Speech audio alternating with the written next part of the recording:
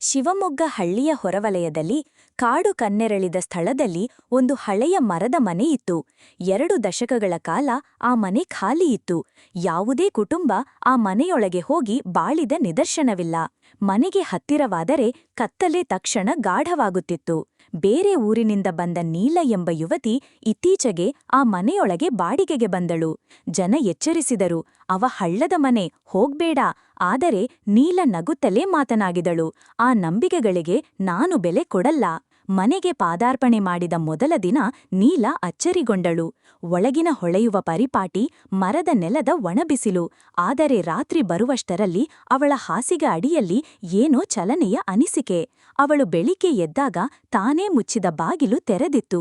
ಕಿಟಕಿಯ ಬಳಿ ನಿಲ್ಲಿಸಿ ನೋಟ ಹಾಕಿದಳು. ದೂರದಲ್ಲಿ ಒಬ್ಬ ಪಾಂಡುರ ಮುಖದ ಹುಡುಗಿ ಕರೆದಂತೆ ಕಂಡಳು. ಅವಳು ಓದುತ್ತಿದ್ದ ಪಠ್ಯದ ಪುಸ್ತಕದಲ್ಲಿ ಒಂದು ಪುಟ ತಾನೇ ತಿರುಗಿತು. ಅದರಲ್ಲಿ ಬರೆದಿತ್ತು, ಈ ಮನೆಯೊಳಗೆ ಜೀವ ಇರುವಂತೆ ಕಾಣಿಸುವುದಿಲ್ಲ, ಆದರೆ ನಿನ್ನ ಜೀವವೇ ಇದಕ್ಕೆ ಆಹಾರ. ನೀಲ ಬೆಚ್ಚಿಬಿದ್ದಳು. ಹಳ್ಳಿಯವರ ಎಚ್ಚರಿಕೆಯಂತೆ ಮನೆಯೇ ಅಡಿಬಸವಣಿಗೆ ಬಾಗಿಲಿತ್ತು. ಯಾರೂ ಅದನ್ನು ತೆಗೆಯಲಿಲ್ಲ. ಒಂದು ದಿನ ನೀಲ ತನ್ನ ಪಾದದ ಬಳಿಯಲ್ಲಿ ಚಿಲ್ಲರೆ ಬಿದ್ದ ಶಬ್ದ ಕೇಳಿದಳು. ತಲೆ ಕೆಳಗೆ ನೋಡಿದಾಗ ಅಡಿಬಸವಣಿಗೆ ಬಾಗಿಲು ಬಿಚ್ಚಿತ್ತು. ಆ ಬಾಗಿಲು ಬಿಚ್ಚಿದ ನಂತರ ಮನೆ ತುಂಬಾ ಅಪರಿಚಿತ ಧ್ವನಿ. ನೀನು ನಮ್ಮದು ಅನ್ನುವ ಗಂಭೀರ ಧ್ವನಿಗಳು.